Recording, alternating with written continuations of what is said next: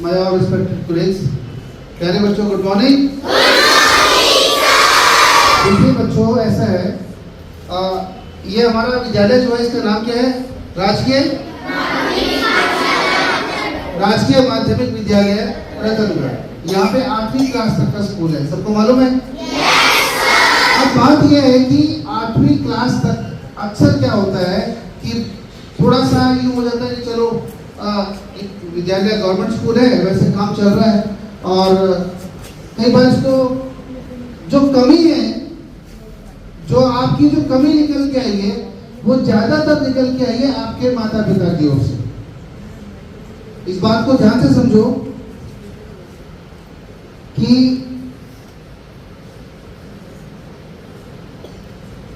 आप के पेरेंट्स की ओर से हमें ऐसा लगता है कई बार कि अब हम यहाँ पे एक सिस्टम जो लेकर आ रहे हैं कि बिल्कुल टाइट, और जब कोई सिस्टम टाइट होता है तो उसके साथ साथ कुछ दिक्कतें भी आती है। तो पहली दिक्कत क्या आ रही है कि अब कोई बच्चा एब्सेंट, आपने अभी देखा सामने बोर्ड पे देखो कि जो बच्चे कल एब्सेंट थे, हम लगातार इस बात का लेकर प्रयास करें कि बच्चे लगातार स्कूल में आए। आपकी चोरी इस बात से पकड़ी जाती है कि आप कितने सिंसियर हैं, या आपके घर में माता पिता में कितने सिंसियर हैं, ये इस बात से पता लगता है कि अभी हमारा एक हफ्ते लगभग 10 दिन स्कूल का एग्जाम चला, और मजे की बात उस एग्जाम में किसी बच्चे को पेट में दर्द नहीं हुआ, किसी बच्चे को बुखार नहीं हुआ, किसी बच्चे के सिर में दर्द नहीं हुआ, किसी बच्चे के पेट में दर्द नहीं हुआ, किसी बच्चे के घर से नानी के यहाँ से बुलावा नहीं आया, मौसी के यहाँ से बुलावा नहीं आया, कोई भंडारा, कोई लंगर, कोई शादी, सब कुछ कैसे मैनेज कर लिया आपने? बड़े मिरेकल पोजीशन, एक बड़ी जादुई स्थिति कर दी आपने, कमाल कर दिया आपने, ग्रेट। और जैसे ही एग्जाम खत्म होते हैं, एग्जाम खत्म हुआ और अगले दिन इन बच्चों को ये समस्याएं हो गई। ये जो बच्चे आपके सामने देख रहे हैं, ये नाम लिखे हुए हैं, ये समस्या हो गई। एग्जाम खत्म होते ही जो जादू आपने लगातार 8-9 दिन चलाया, वो जादू आगे क्यों नहीं करते रह पाए थे कि पेपर खत्म हो गए? आपको मालूम है कि एग्जाम देना जरूरी है, स्कूल में आए या ना आए। प्यारे बच्चों, ये परंपरा अब नहीं चलेगी, इसलिए हमने नाम लिखे बोर्ड पे और उसको व्हाट्सएप ग्रुप में डाला। सबने देखा, कुछ माता पिता आए, सबको ये चुभन हुई कि ये सिस्टम बहुत टाइट होता जा रहा है। अब आपको संभलना होगा, आपको ध्यान रखना होगा कि अब ये चीजें आगे नहीं चलने वाली, आपको हर रोज स्कूल में आना पड़ेगा। एक बच्चे का फोन आया मेरे पास अभी, उसकी मम्मी का फोन आया कि सर जी बच्चे को बुखार हो रहा है। हमने कहा कि बुखार की दवाई हमारे पास है, डॉक्टर के पास जाएंगे, आपका पैसा लगेगा, आपको हम दवाई देंगे, आप उसको यहाँ लेकर आए। क्या बच्चा यहाँ पे आ गया? इलेश, इलेश बेटे इधर आओ। ओके, कितना बुखार है आपको? आपको हम दवाई देंगे, ठीक है? तो कई बार आप लोग घर में एक्टिंग करते हैं, आपने बोला पेट में दर्द है। अब इसका कोई इलाज तो है, लेकिन इसको चेक नहीं कर सकते कि आप सही बोल रहे हैं गलत बोल रहे हैं। और जब पिछला लंबा इतिहास आपका रहा है तो हमें आप पर शक होता है कि कहीं आप झूठ ना बोल रहे हो। तो इसीलिए हम थोड़ा सा यकीन कम करते हैं आपके ऊपर। हम चाहते हैं कि आप एक बार स्कूल में अपनी स्थिति हमें दिखाएं, ना कि माता पिता से ही डायरेक्ट कॉल करवा दें। माता पिता तो आपके प्यार में अंधे हैं, आप जो बोलोगे वो करेंगे, उनकी तो मजबूरी है और हमारी भी मजबूरी है, क्योंकि हम नहीं चाहते कि आप यहाँ से जब 9th क्लास में जाएं तो आपको वहाँ पे लिखना भी ना आए, या कोई आप पढ़ाई को आप समझ भी ना पाए, क्योंकि 9th क्लास में आते ही आपका सिलेबस एकदम टफ हो जाता है, बहुत मुश्किल हो जाता है, एकदम से ग्रेड चेंज हो जाता है, और ऐसे में बहुत सारे बच्चे पढ़ाई छोड़ देते हैं। तो प्यारे बच्चों, आपकी जिंदगी को थोड़ा और आसान करते हैं। जिंदगी आसान हो जाएगी तो आपके लिए अच्छा रहेगा। कैसे? एक तरीका है, आप सवाल करना शुरू कर दें, क्वेश्चन करना शुरू कर दें, हमारे साथ बात करना शुरू कर दें। जितना पूछेंगे कोई भी चीज उतना आप राइज करेंगे। एक छोटी सी कहानी अगर आप समझ पाए, वैसे तो आपके लेवल को देख के मुझे लगता नहीं कौन सी कहानी सुनाऊं, लेकिन फिर भी ये कहानी आपको शायद दिमाग में बात बैठा दे कि सवाल पूछने बहुत जरूरी होते हैं। बच्चों ये बताओ, जो हमारे रीति रिवाज हैं, हम कई बार हमारे बड़े बूढ़े बोलते हैं कि ऐसे पैर नहीं हिलाना चाहिए, बोलते हैं ना। ये क्या है? परंपरा, ये चली आ रही है।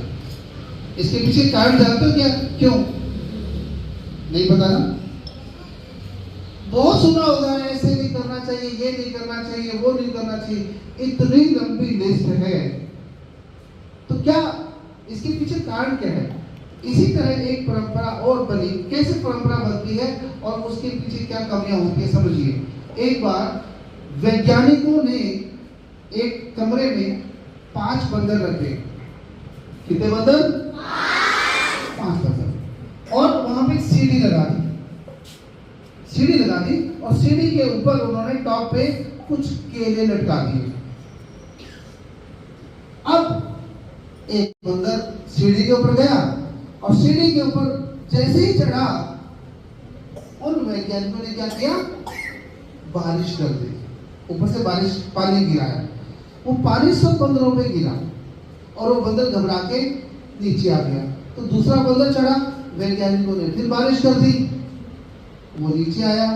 तो अब बंदरों को लगा कि भाई जब भी सीढ़ी पे चढ़ते हैं तो क्या होता है?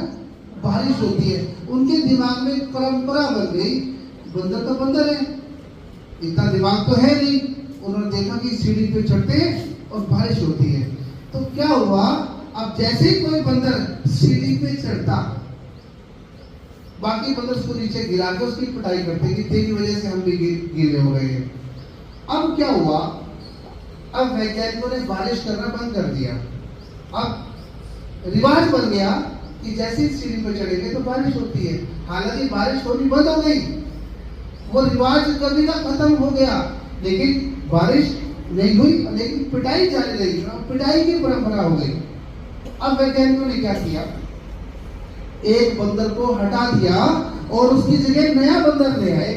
अब नया जो बंदर था, नए बंदर को तो पता नहीं क्या खेल चल रहा है पीछे, मेरे पीछे से क्या हुआ। वो तो नया बंदर था, उसे देखा केले, वो फटाफट गया सीढ़ी के ऊपर। जैसे ही पहली सीढ़ी पैर रखा, बाकी बंदरों को खींचा पीछे। क्या होगा? कि बारिश ना हो जाए, और उसकी धुनाई कर दी बंदर की। अब बंदर परेशान कि क्या ये मुझे क्यों पीट रहे हैं, क्योंकि उसको पिछली कहानी का नहीं पता।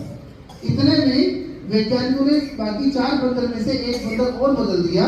अब जब वो बंदर आया, अब पहले वाला जो बंदर जो नया आया था उसकी पिटाई होगी। वो समझ गया कि सीढ़ी पे जब भी चढ़े तो पिटेंगे और कोई और चढ़े उसको भी चढ़ने नहीं देना। अब बाकी 4 बंदर में से एक नया बंदर फिर बदल दिया। उसे केले देके वो चढ़ा, उसकी पिटाई हो गई। धीरे धीरे धीरे करते करते वो सारे के सारे बंदर बदल दिए। लेकिन उन बंदरों के अंदर एक रिवाज पैदा हो गया कि जब भी आप सीढ़ी पे चढ़ेंगे आपकी क्या होगी? पिटाई होगी। एक परंपरा बन गई थी। और उसके बाद सोचिए क्या हुआ? ये रिवाज बन गया और वो केले वहीं पड़े पड़े सड़ गए। जबकि ना तो कोई बारिश हो रही थी, उन बंदरों ने अपने आप ही एक रिवाज बना लिया और उस रिवाज के आधार पे वो ना तो केले खा पाए और ना ही वो सक्सेसफुल हो पाए।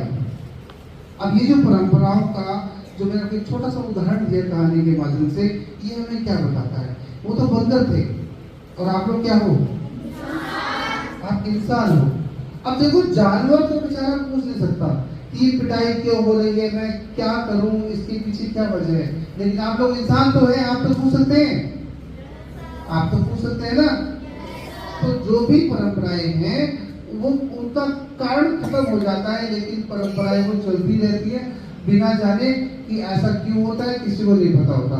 मतलब आपको सवाल पूछने हैं लगातार। जो बच्चा खड़ा होकर सवाल पूछता है सर ये क्या होता है, ये क्या चीज है, ये जो ये बोल यहाँ पे ये क्या, ये क्यों बनाया गया है, ये सब चीजें, प्रपोजिशन क्या होती है, ये आपने जो लिखा वो किस तरीके से लिखा, ये पंखा ऐसे क्यों घूमता है, ये पंखा एंटी क्लॉकवाइज क्यों नहीं घूमता, ये आसमान नीला क्यों है, ये पत्ते हरे क्यों है, ये पानी का कलर क्यों नहीं है। कितने सारे सवाल हैं। सवाल है नहीं है? या इनके आंसर आपको पता है? इनके आंसर पता है आपको? तो कौन पूछेगा? आप जितने सवाल पूछेंगे उतना आपका दिमाग तेज होगा, उतने आप बड़े विद्वान, बड़े होशियार बनेंगे। तो कीप क्वेश्चनिंग, स्टार्ट क्वेश्चनिंग, प्रश्न पूछना शुरू करेंगे। ये आपकी सबसे अच्छी हैबिट होनी चाहिए आज के बाद। यस और नो? तो मैं उम्मीद करूं आप इतने सवाल करें कि हमें गूगल पे देखना पड़े, हमें किताबों में जानना पड़े, और आपके साथ साथ हम भी उन सवालों का, जो कई बार बच्चे बड़े अच्छे सवाल पूछ लेते हैं, तो बदलाव लेके आए अपने अंदर और इन चीजों को सीखिए। All the best, thank you very much.